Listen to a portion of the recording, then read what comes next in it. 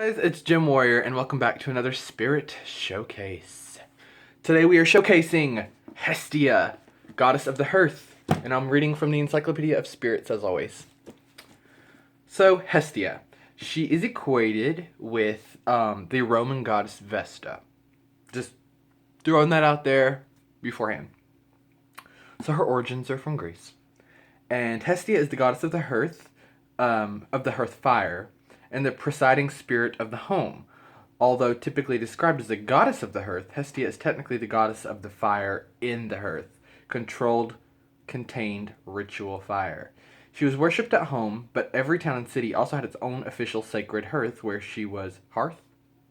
I'm saying hearth, and I think it's hearth, isn't it? Anywho, where she was tended and venerated. Hestia is consistently the first of the Olympian spirits invoked. The first spirit of every sacrifice was offered to her. She bears a reputation as the kindest of all the Olympian spirits. That's nice. She protects the inhabitants of homes, enforces hospitality. Enforces hospitality. You will be nice in this house. um, and may be invoked for fire safety. She is a benevolent deity, quiet, humble, and modest, but exceptionally powerful. She figures in few myths. Both Apollo and Poseidon sought to marry or at least romance her, but she turned down both, vowing to remain solitary and autonomous. Hestia is so powerful that both these notorious rapists, oh my goodness, graciously took no for an answer. Okay.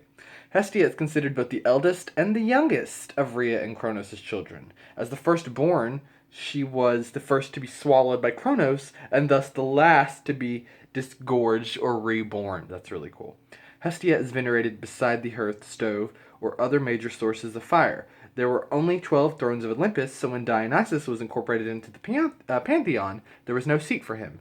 No game of musical chairs, argument, or jockeying was necessary. Hestia automatically rose and sat beside the hearth, where she is happiest, giving her throne to Dionysus. Hestia's fire is never permitted to go out except in ritual. It must be, I'm getting a thought, so it must then be ritually relit. Offerings may be respectfully placed directly into her flames.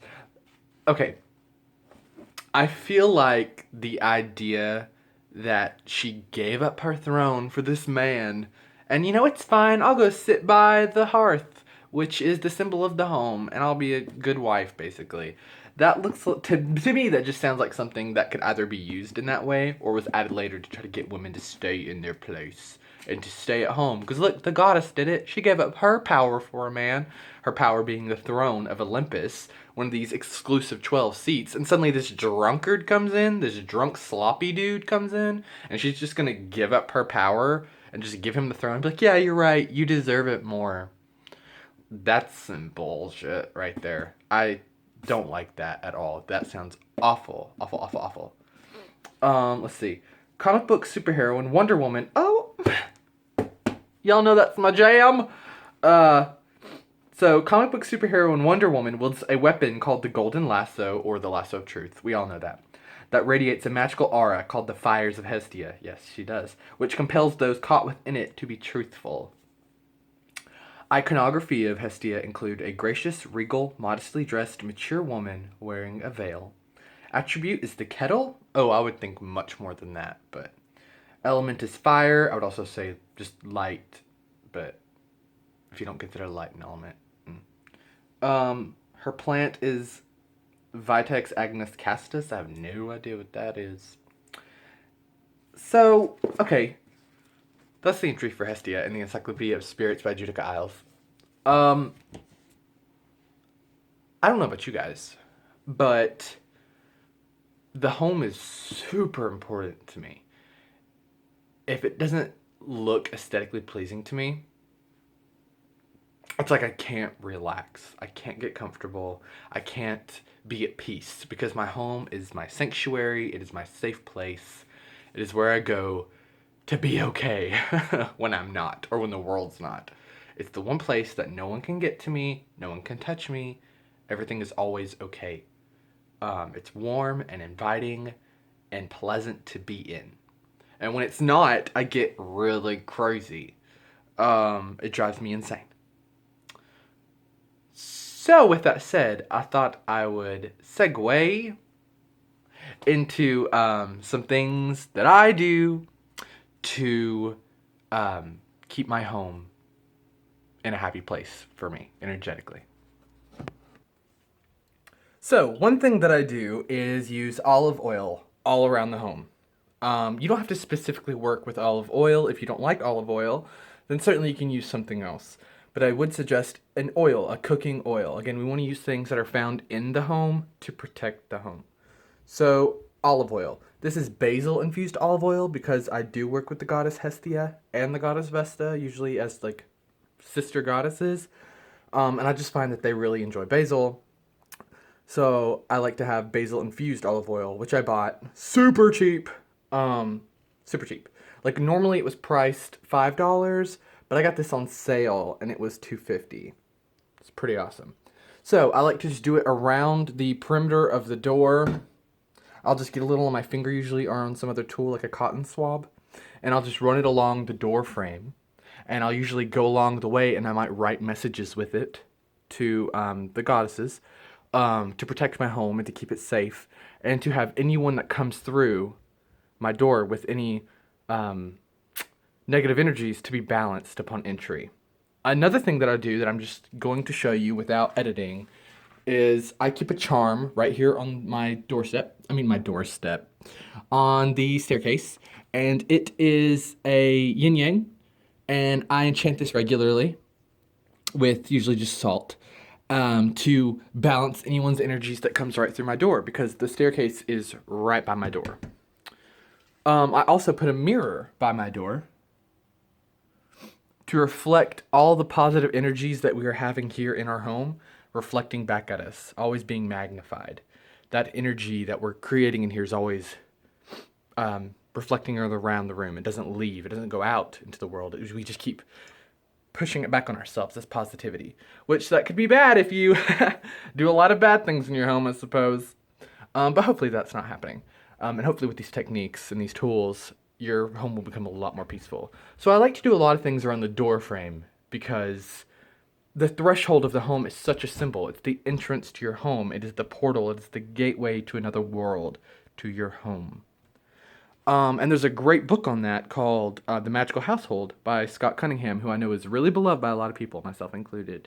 And you should definitely check that book out. Let's see. What else do I do around the home to keep it really sacred? Another thing that I do to keep my home happy and healthy and safe is scatter red pepper flakes all around the perimeter of my home. So all around outside, I scatter red pepper flakes. This keeps away any unwanted guests. Also, don't discount the power of mundane cleaning. Pick up things that are out of place, like this tissue paper on the recliner, and put it back where it goes. A clean, clear space allows more energy to flow through very easily and gives you that fresh, clean feeling. And it's so much easier for me to be at peace, at least, when everything is clean, or at least put away into manageable, piles, at least. And finally, a thing that I like to do to keep my home in a pleasant point of energy is an energetic web over the home. And what that really is just a visualization that I have come up with over the years that just makes my home, it makes me feel more at peace.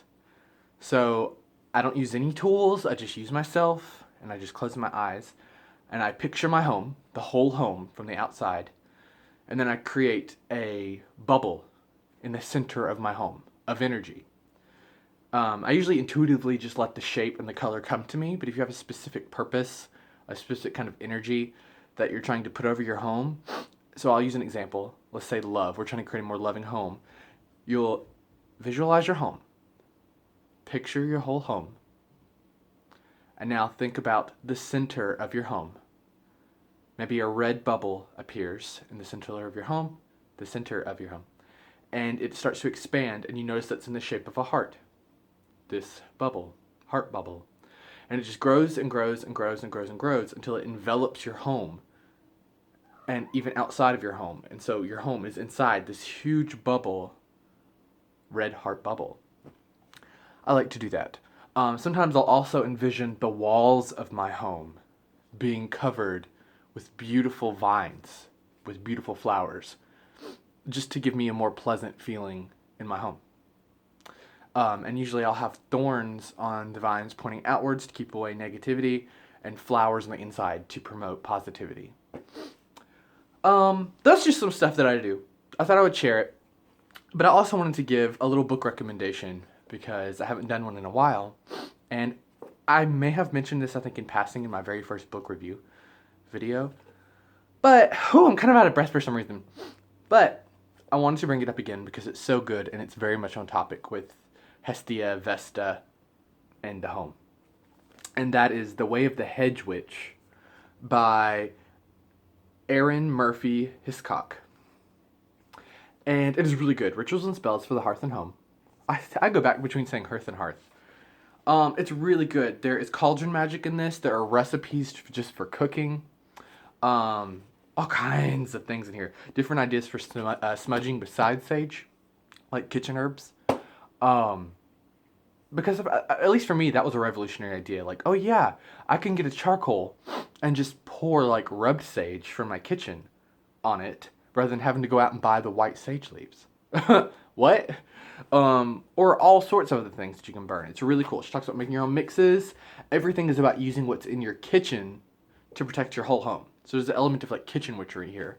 She talks about blender magic, microwaves, and ovens, and how to clean your oven ethically. And she talks about like all these goddesses that you can work with, and a couple of gods, I think, to bless your home. It's really cool. Even Asian ones, which aren't touched on much in popular paganism. But it's a really good one. Her writing is so easy to read, too, and it's not preachy. She's really good. She talks about making your own images of the gods and the goddesses and the spirits and things, making your own Play-Doh in the oven. It's so cool, you guys. And there's also a non-oven one, like a no-bake dough that she makes. But it's amazing, and I really recommend you check it out. The Way of the Hedge Witch. She has a companion book, The Way of the Green Witch, but I haven't read it. It's all about herbalism, obviously. But that's it, you guys. I just wanted to share those things. And thank you so much for continuing to watch my videos. I watch all of yours as much as I can. And I really love what you guys have to say to you. But thank you so much for supporting me and my channel. It means a ton and gives me something to always look forward to doing every week. Thank you so much. Namaste and Oshe. Peace out, Girl Scouts.